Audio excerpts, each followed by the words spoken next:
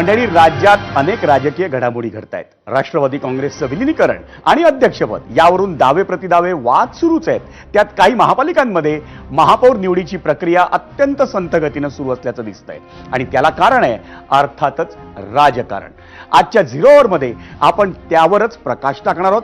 पण त्याआधी झिरो अवरची सुरुवात करूया आजच्या सर्वात महत्त्वाच्या आणि तितक्याच धक्कादायक घटनेनं. नमस्कार मंडळी, मी विजय साळवी. एबीपी माझाच्या झिरो अवर या विशेष कार्यक्रमात आपलं स्वागत. जगातली सर्वात मोठी लोकशाही आणि त्या लोकशाहीचं मंदिर म्हणजे आपली संसद. अर्थसंकल्पीय अधिवेशनाच्या निमित्तानं या संसदेत एकापेक्षा एक अप्रिय घटना घडतायत आणि आज तर चक्क लोकसभेत पंतप्रधान नरेंद्र मोदींवर हल्ल्याचा काँग्रेसचा कट होता असा आरोप हा भाजपकडून करण्यात आलाय. राष्ट्रपतींच्या अभिभाषणावरील आभार प्रस्ताव हा पंतप्रधानांच्या उत्तराशिवाय मंजूर होण्याची दुर्मिळ घटनाही घडली आणि त्यानंतर भाजपच्या काही खासदारांनी काँग्रेसवर धक्कादायक कटाचा आरोप केला. या खासदारांचं म्हणणं आम्ही तुम्हाला ऐकवणार आहोतच, पण नेमकं काय घडलं तेही सांगणार आहोत. पण त्याआधी लोकसभा अध्यक्ष ओम बिर्ला यांनी या प्रसंगावर काय म्हटलं आपण ते पाहूया. प्रतिपक्ष के सदस्यों ने जो व्यवहार अध्यक्ष के कार्यालय में किया वो हमारी संसदीय परंपराओं के लिए न उचित था और तो मैं कहूंगा कि वो एक ब्लैक स्पॉट की तरह था.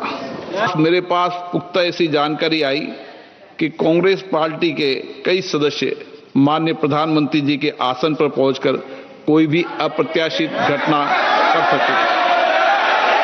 ये दृश्य मैंने सदन में देखा भी सही. अगर ये घटना हो जाती तो ये अत्यंत अप्रिय दृश्य देश के लोकतांत्रिक परंपराओं को तार तार कर देता. इसको टालने के लिए मैंने माननीय प्रधानमंत्री से आग्रह किया कि उन्हें सदन में नहीं आना चाहिए. मंडळी, लोकसभा अध्यक्ष ओम बिर्लांनी दोन घटनांचा उल्लेख केला. पहिली घटना म्हणजे त्यांच्या दालनात काँग्रेसच्या महिला खासदारांनी घातलेल्या गोंधळाची. राहुल गांधींना बोलू दिलं जात नसल्याबद्दल जाब विचारण्यासाठी या महिला खासदार काल बिर्लांच्या दालनात गेल्या होत्या. तर लोकसभा अध्यक्ष ज्याचा उल्लेख करतायत ती दुसरी घटना आहे लोकसभेतली. आता बिर्लांनी हा प्रसंग नेमका काय होता ते सांगितलं नाही, पण अप्रत्याशित म्हणजे अनपेक्षित घटना घडली असती म्हणून आपणच पंतप्रधानांना येऊ नका असा निरोप पाठवल्याचं बिर्ला म्हणाले. ते ज्या अनुचित घटनेबद्दल बोलतायत ना त्याचा संदर्भ लावायचा असेल तर बघ त्याआधी भाजपचे खासदार सौमित्र खान आणि मंत्री गिरिराज सिंह यांनी केलेले आरोप आपल्याला ऐकावे लागतील.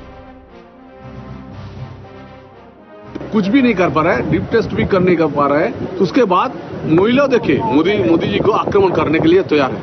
हम तो चाहता हूं ये विरोधी पक्ष हमको लग रहा है ये जैसे विरोधी पक्ष चल रहा है ऐसे मोदी जी को मारना दे. ये लोग मारने के लिए षड्यंत्र कर रहे हैं. एक काज जो हुआ है जो जैसे जा रहा था हमको तो लग रहा था मोदी जी को मारने के लिए लोग जा रहा था. तो उसी लोग को सिक्योरिटी चेक होना चाहिए.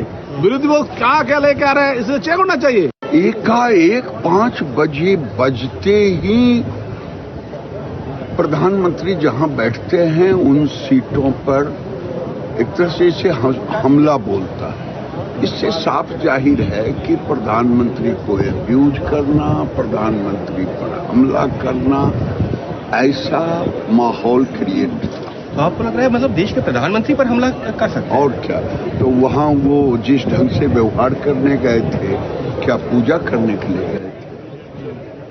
और इनको इतना घृणित योजना और काम करने की जरूरत क्या है? मंडळी, सौमित्र खान आणि गिरिराज सिंह यांचा रोख होता तो प्रामुख्यानं काँग्रेसच्या महिला खासदारांकडे. कारण राहुल गांधींना बोलू देत दिलं जात नसल्याचा आरोप करत जनरल मनोज नरवणेंच्या पुस्तकाचे बॅनर घेऊन या महिला खासदार लोकसभेत मोकळ्या जागेत निदर्शनं करत होत्या. त्यात महाराष्ट्रातल्याही 2 खासदार होत्या. एक चंद्रपूरच्या प्रतिभा धानोरकर आणि दुसऱ्या मुंबईच्या वर्षा गायकवाड.